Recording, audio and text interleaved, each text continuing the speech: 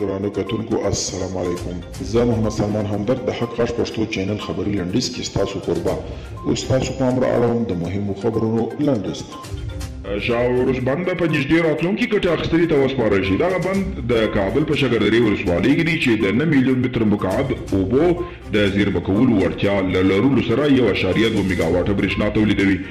د روسیې د بهرنیو چارو وزیر سرګی لاروف ویلي مسکو داسې شواهد لري چې ښایي امریکا د سوریې د ثبات د ګډوډولو لپاره د داعش ډلې استفاده کوي. امریکا د دې خبرو په غبرګون تدیې د څه نه دي ویلي. تر ټولو ډیر کارولو کېدونکي ټولنیز شبکې فیسبوک د امریکا پخوانی ولسمشر ډونالډ ټرمپ د غږیز پیښې خپرولو بندیز لګولی. فیسبوک تازه د ټرمپ د امریکې یو ویډیو لري کړې او ویلي دي چې له دې وروسته په فیسبوک د ټرمپ غږ یا ویډیو نه پرېږدي. او د کرملین زنداني شوي منتقد الکسي ناولني د چهارشنبې په ورځ د نه خوړلو اعتصاب پیل کړی.